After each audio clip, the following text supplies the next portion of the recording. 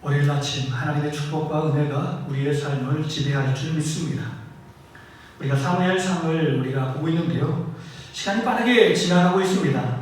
사무엘의 사역은 이스라엘 백성이 블레셋과 전쟁인 아벡의 전투에서 패하고, 그때 이제 엘리 제사장도 죽고요. 홈리와 비느하스 아들 둘이 함께 죽어서 그때부터 사무엘의 사역이 시작되는 것입니다. 그때가 사무엘의 나이가 30대쯤이었습니다. 그리고 가장 전성기인 미스바에서 대성회를 할 때가 사무엘이 50살쯤 되었습니다.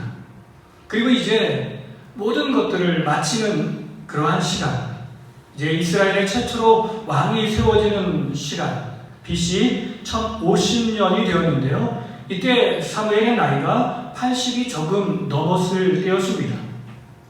믿음의 삶을 시작하는 일도 어렵지만 그 믿음을 끝까지 지키는 일도 쉽지 않았습니다. 그럼에도 불구하고 사무엘은 처음에 가졌던 그 믿음 가지고 열심히 살아왔습니다. 그러나 아쉬운 것이 있다면 그의 사랑하는 아들들이 아버지의 뜻을 따르지 않고 악한 길로 나갔습니다. 이것이 바로 오늘 문제의 시작입니다. 그래서 8장을 보면 왕을 요구하는 백성들과 사무엘의 반응을 기록하고 있습니다.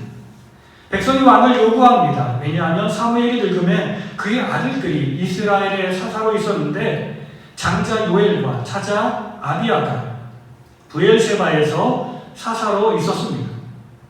아들들이 아버지의 행위를 따르지 아니하고 이익을 따라 뇌물을 받고 판결을 굳게 했던 것입니다.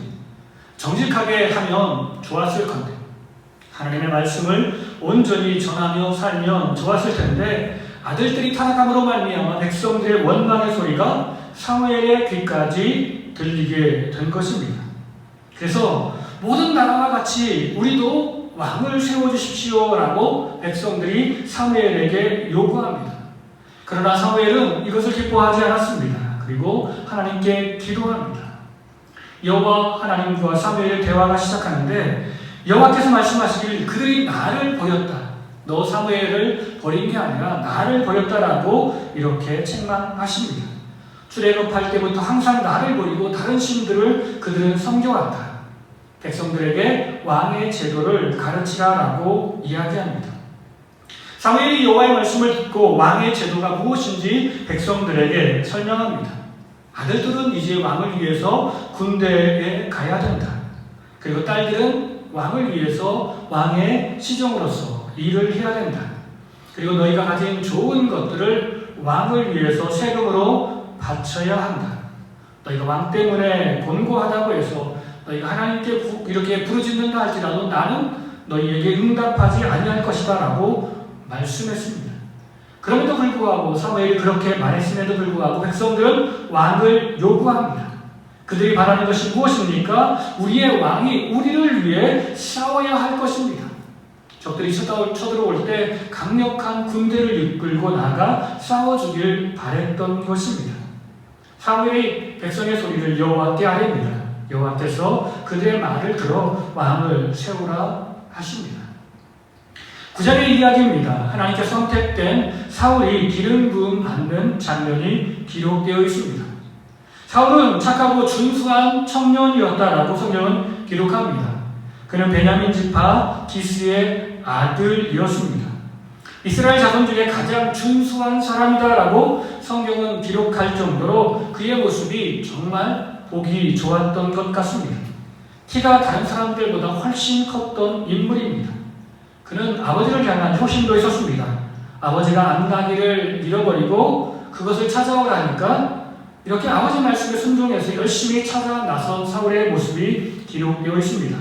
에브라임 산지에서 살리사 땅으로 사알림 땅으로 갔으나 찾지 못하고 숲 땅에 이르러 사환에게 아버지께서 걱정하실까 하니 돌아가서 아버지께 안부를 전해주라라고 이야기하는데, 사환이 이 성읍에서 하나님의 사람, 존경받는 사람이 있는데 그 사람한테 가서 암나기가 어디로 갔는지 물어보면 해결될 수도 있을 것입니다 라고 말하자 사울이 하나님의 사람에게 드릴 예물을 준비하고 올라갑니다.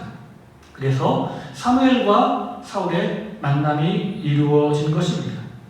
이 일이 있기 전에 하나님이 사무엘에게 먼저 말씀하셨습니다.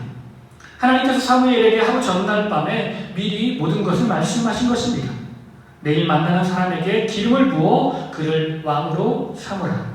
그가 내 백성을 블레셋 사람에서 구원하리라 라고 말씀하셨습니다. 하나님께서 사무엘에게 미리 말씀해 주셨기 때문에 사울과 사무엘의 만남은 수월하게 진행될 수 있었습니다. 사무엘과 사울이 성당으로 올라가는 길에 마주쳤습니다. 하나님이 사무엘에게 사울이 바로 그 사람이라 라고 말씀하십니다. 사무엘이 사울에게 나귀의 걱정은 벗어버리고 내일까지 함께 나와 함께 먹고 마시자라고 하며 잔치에 초대합니다. 사울은 약한 베냐민 지파 사람이며 또한 나의 가족은 미약한 사람인데 어떻게 그렇게 당신과 지체 높은 당신과 교제할 수 있겠습니까? 라고 겸손의 말을 표현합니다. 사무엘과 사울의 잔치가 벌어졌습니다. 사무엘이 사울과 사울을 상석에 앉힙니다. 객은 30명 정도가 있었습니다. 사무엘이 사울 앞에 넓적다리 요리를 내놓고 함께 먹자라고 이야기합니다. 그를 귀빈으로 모시며 이렇게 잔치에 참여하게 한 것입니다. 그리고 마지막으로 사무엘이 사울에게 기름을 붓는 장면이 기록되어 있습니다. 사무엘과 사울이 성읍 지붕에서 나가서 이야기를 나눕니다. 새벽 동틀 때쯤 밖으로 나가서 성읍 끝에 이르고 사무엘이 사울에게 하나님의 뜻을 전달하며 사무엘이 기름을 가져다가 사울의 머리에 기름을 붓습니다. 오늘 말씀을 통해서 깨닫는 교훈은 첫 번째, 우리는 하나님의 택하신 사람을 지도자로 택해야 합니다. 그렇습니다. 사무엘의 아들들은 그냥 임의로 지도자가 되어서 큰 문제를 일으켰습니다. 그러나 하나님께서 원하시는 그러한 사람들이 아니었던 거죠. 하나님께서 원하시는 사람은 바로 사울과 같은 사람이었을 것입니다. 그렇기 때문에 항상 우리는 하나님의 뜻대로 사람을 세울 수 있어야 됩니다. 두 번째, 하나님의 백성은 하나님을 바라보고 나아가야 합니다. 힘들고 어렵다고 해서 사람의 도움을 구하기 위해서 우리에게 왕이 필요합니다. 우리를 도와줄 사람이 필요합니다.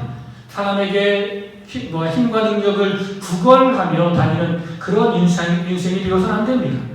오직 우리의 힘과 우리의 능력은 하나님께 있음을 우리는 기억하고 날마다 하나님만 바라보며 하나님만 따라가야 할 줄 믿습니다. 사람의 통치, 사람의 지배를 받는 것이 아니라 하나님의 통치를 받는 거룩한 백성이 되어야 하는 것입니다. 세 번째, 하나님은 착하고 겸손한 사람을 사용하십니다. 사울은 부모님께 효도하는 사람이었고 순종하는 사람이었습니다. 그리고 왕으로 세울 때는 겸손한 모습으로 사무엘 앞에 섰던 것을 우리는 기억합니다. 모든 일에 착한 마음을 가지고 겸손한 마음을 가지고 온유한 마음을 가지고 살아가는 사람들은 하나님께 사용을 받을 수 있다는 것을 우리는 기억해야 합니다. 그러나 항상 우리는 교만해지지 말고 주님을 의지하고 다른 사람들을 사랑하며 섬기며 하나님의 뜻을 이루어 나아가 하나님께도 사용되고 또한 세상에서도 사용되는 칭찬받는 우리의 삶이 되기를 간절히 축원합니다. 다 같이 기도하시겠습니다. 사랑이 많으신 주님, 부족한 종을 선택하시어 주의 일꾼으로 세워주시니 감사합니다. 우리가 오직 주님만 바라보게 하시고 나의 아름다운 믿음을 사랑하는 자녀에게 잘 전수해주는 믿음의 가정이 되게 하옵소서. 사람을 선택하면서 외모만 보지 않게 하시고 그 사람의 믿음과 인격을 판단하여 주의 일꾼을 세우게 하옵소서. 그래서 세워진 주의 일꾼이 모든 사람과 협력하여 아름다운 하나님의 나라를 이루어갈 수 있도록 이끌어 주시옵소서. 우리의 믿음의 길을 갈 때 사람을 보지 않게 하시고 사람 때문에 실망했다라고 말하지 않게 하시고 오직 주님만 바라보며 살게 하옵소서. 우리와 함께 하시며 주의 은혜와 사랑을 베푸시는 예수님의 이름으로 감사하며 기도드립니다. 아멘.